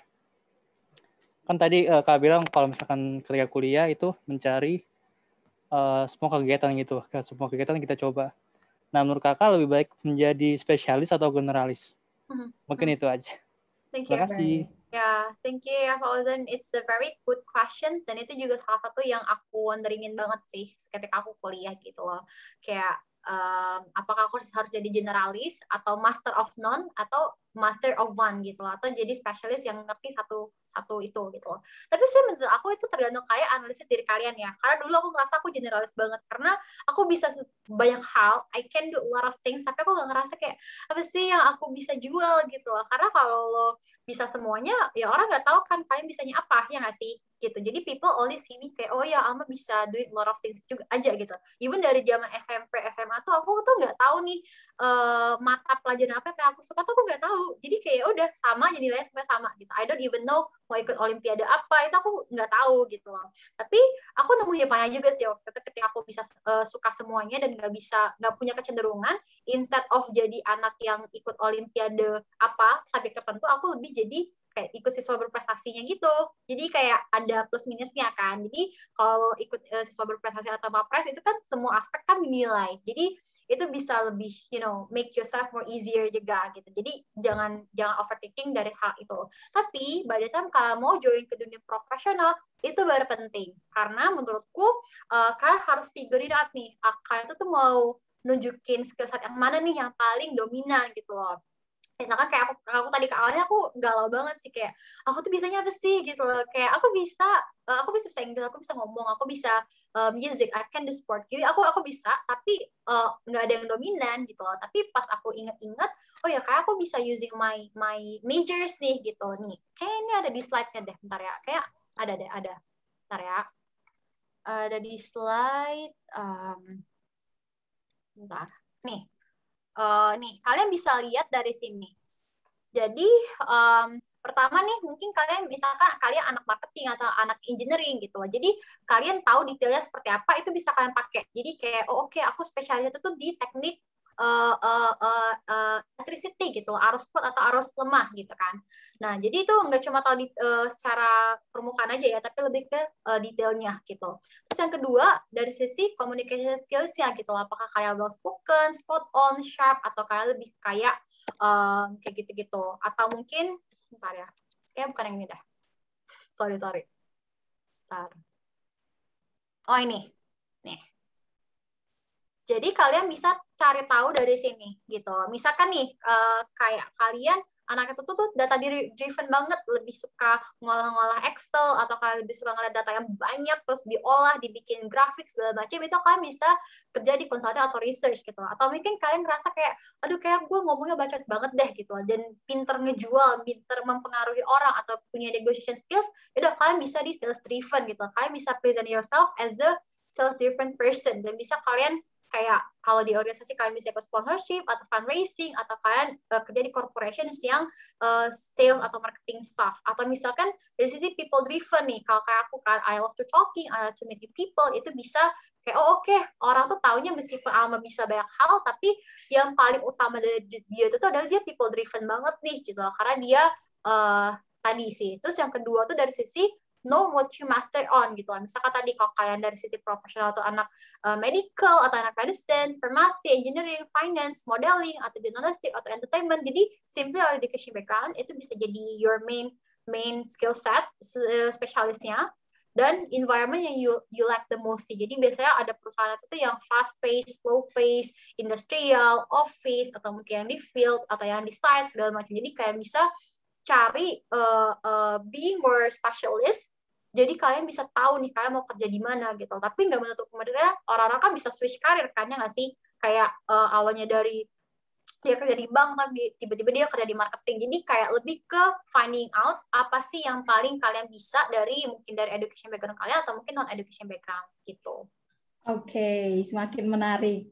Teman-teman, untuk last question, karena ada request dari teman-teman kita dari PPIAU tadi, kenapa Minta nggak milih aku? Jadi saya persilahkan untuk teman-teman PPIAU, kepada Bila dipersilahkan. Oke. Kedengaran nggak? Ya. Oke, hai Kak Alma, makasih Hai, banyak Kak. materinya. Di sini aku mau nanya nih Kak, kalau misalkan kita berhubungan sama ngelamar kerja gitu ya Kak, kan kita pasti ngelis beberapa kegiatan-kegiatan kita atau kayak prestasi-prestasi yang udah kita lakukan gitu. Nah itu baiknya tuh Kak, aku masih bingung, apakah kita harus kayak mencantumkan sesuatu yang mungkin tidak related sama bidang pekerjaan yang kita mau apply gitu Kak. Apakah itu tetap mendukung atau sebaiknya bidang-bidang yang tidak related itu tuh nggak usah dicantumin gitu Kak. Makasih Kak. Thank you ya. Sebenarnya ini tergantung ya. Jadi that's why aku tadi bilang di awal biasa dulu, mungkin aku kasih tips juga sih. Dulu zaman aku mau nyari kerja, aku tuh bener-bener bikin Excel, aku list company-company apa aja yang mau aku cari gitu. Misalkan pertama aku pengen kerja di perusahaan FMCG ya, misalkan kayak Nestle, L'Oreal, Unilever, aku list tuh semuanya dan kompetitornya. Dan aku tik nih, mana yang udah aku kirim CV, mana yang udah mungkin aku dipanggil interview, atau mungkin nggak ada jawaban sama sekali setelah 2 minggu itu aku tandain. Misalkan aku mau kerja di misalkan perusahaan di bank gitu, aku list juga semua banknya itu apa. Nah, jadi dari setiap CV yang mau aku kirim, aku always make it personalized. Aku selalu edit sih, aku nggak pernah gini kayak lempar-lempar gitu, enggak sih, kayak I'm not doing that story, karena itu bakal kayak sayang aja sih gitu, kayak capek-capek apply tapi orang nggak butuhin sesuai dengan kemampuan kalian. Biasanya kan ada beberapa company yang kayak nyatet kan, misalkan butuhnya fresh graduates nih, terus yang dibutuhin itu misalkan dia good communication skills biasa, atau mungkin bisa Excel, atau mungkin bisa apa English well spoken in English and bahasa, biasanya kayak gitu kan. Itu kalian bisa taruh tuh yang mungkin yang selama ini nggak bisa taruh, kalian bisa taruh nih lomba-lomba apa yang berhubungan dengan itu, atau mungkin kalian bisa taruh nilai TOEFL, atau mungkin kalian bisa organisasi atau kepanitiaan atau project yang berhubungan dengan hal itu gitu loh. Gitu sih menurutku. Misalkan kalau kalian mau kerja di bagian marketing atau sales, kalian bisa tunjukin tuh kalian dulu sempat kerja sempat jadi panitia sponsorship, atau kan di fundraising. Itu kalian bisa tulis tuh dan make it more detail. Misalkan kalian tulis 3 poin nih. Misalkan kalian pernah jadi sponsorship di acara maba gitu loh. Dari situ tuh kalian bisa ngumpulin 100 juta dalam waktu 3 bulan. Itu kalian bisa taruh tuh kayak successfully raising funds 100 million in 3 months gitu. Atau mungkin kalian bisa dealing dengan dapat media partner, itu bisa dealing dengan 50 media partner dalam waktu 5 bulan gitu. Itu kalian bisa taruh tuh di data hal tersebut di kerjaan yang nyari marketing gitu loh. Jadi itu kan sangat ngaruh banget kan gitu. Jadi kalian harus pintar-pintar juga sih nyari tips and triknya di Google gitu. Jadi kalian bisa tahu nih apa yang mereka cari dan sesuai dengan apa yang kalian bisa gitu sih. Apalagi kalau kalian fresh grad ya. Mungkin ini aku ada bentar ya. What to offer as a fresh graduate yang nggak ada experience ya nggak sih, kayak apa sih yang bisa kalian jual kalau kalian nggak ada pengalaman kerja gitu kan. Yang pertama dari sisi akademik of course ya, biasanya kalau kalian dapet cum laude itu bakal bakal sangat-sangat membantu. Itu persetan orang-orang yang bilang kayak kuliah tuh nggak penting, yang penting itu tuh ilmunya gitu. Itu salah, itu bullshit banget, karena GPA itu masih penting, dan itu juga salah satu bentuk responsibility kalian terhadap diri kalian sendiri dan orang tua kan. Jadi still chasing your academic side gitu, tetap meskipun kalian ngerasa struggle atau apapun. Terus yang kedua tuh dari sisi competition nih, dengan kalian ikut competition ya, baik itu finalis nggak apa-apa, atau mungkin kalian menang, alhamdulillah, itu bakal membentuk mental kalian sih, mental kalian ketika kalian deg-degan, ketika kalian harus begadang, itu menurutku ngaruh banget sih. Meskipun itu sering kalah, aku juga sering kalah lomba, jadi kayak lo kalah 10 kali, ya menang sekali kan itu lumayan kan. Jadi menurutku sih itu bakal membentuk mindset kita, dan ketika kalian ngomong di depan interviewer itu bakal lebih sharpen, karena kalian udah biasa lomba menurutku ya.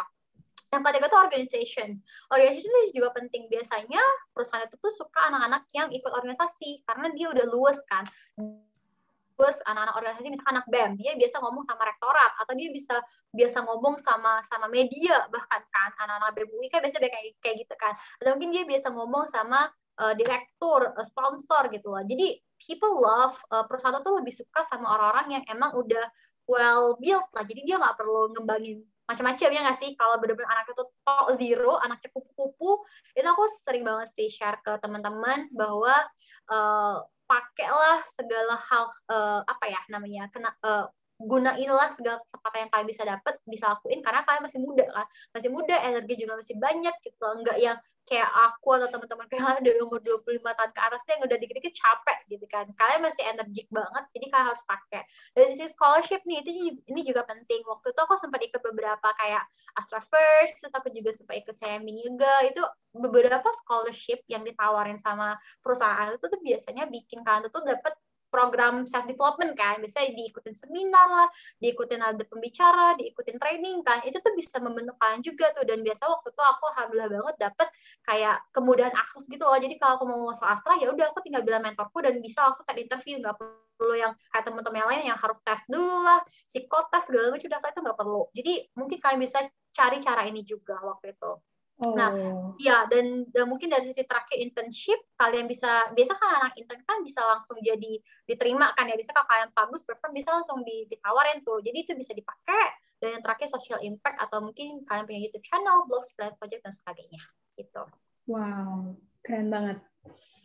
Kalma, sebenarnya waktunya udah habis, tapi ini satu lagi request terakhir, teman-teman, mohon maaf banget, terakhir dari teman-teman PPI EAU. Langsung aja kita serahkan kepada Rian Rahmana, dipersilakan. Oke Kak, bisa dengar suara saya Kak? Bisa. Oke, terima kasih atas kesempatannya Kak. Jadi pertanyaan saya sebenarnya lebih ke rebuild lagi ya, atau upgrade. Misalkan bagaimana kalau caranya membangun kembali personal branding kita kalau misalkan kita pernah terjadi titik balik hidup yang sampai mengguncang atau memang mengubah jati diri kita, Kak. Seperti itu. Oke. Thank you ya for the questions. It's a good question juga. Waktu itu aku sempat ketemu juga sih beberapa orang yang emang dia tuh kayak punya turning point dalam hidupnya, in which dia sampai taking sabbatical leave. Sabbatical leave itu kayak lo nggak kerja nih misalkan 3 bulan atau 5 bulan ya, simply buat figuring out yourself, gitu, sampai itu balik lagi ke market. Itu aku nemu gak sedikit sih orang yang kayak gitu.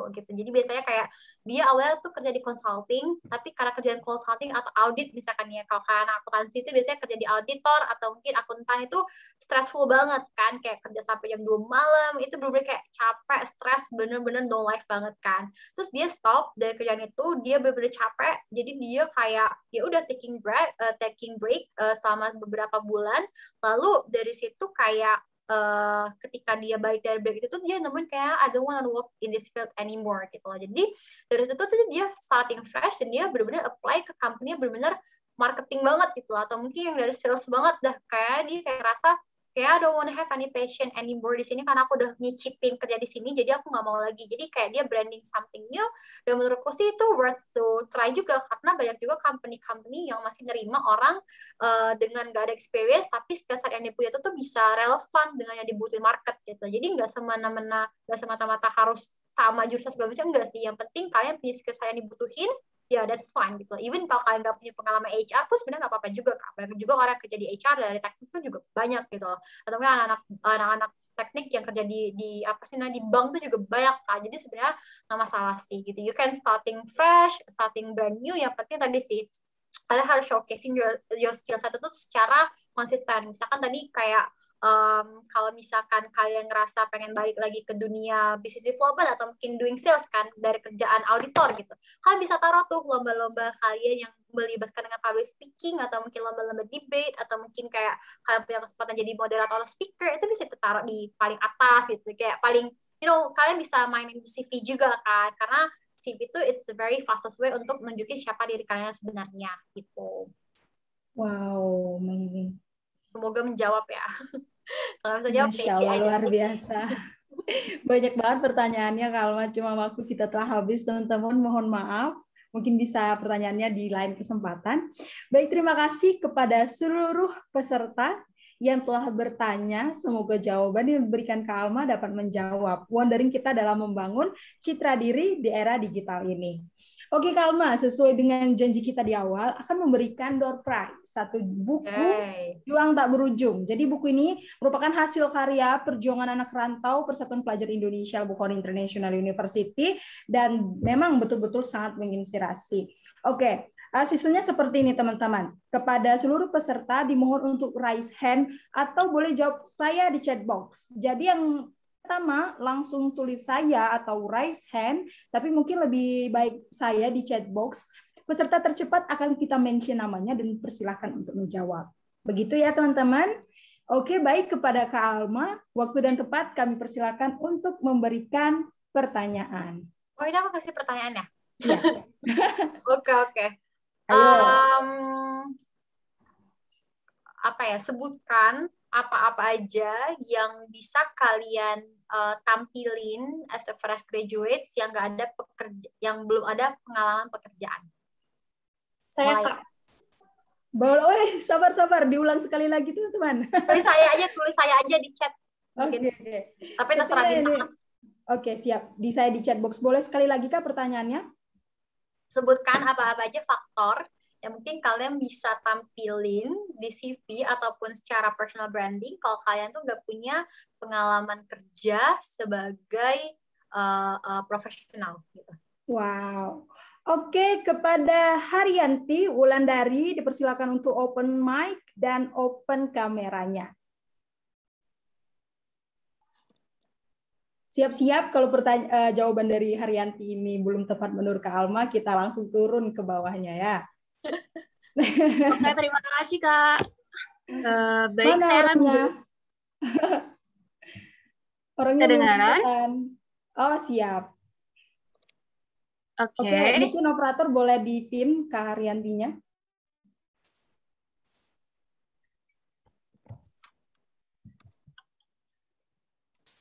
Oke, boleh Kak, silakan. baik Kak, saya akan menjawab pertanyaan dari Kak Alma. Jadi ada beberapa jika kita tidak memiliki pengalaman. Yang pertama adalah akademik, yang kedua kompetisi, jika kita pernah mengikuti kompetisi, lalu ada organisasi,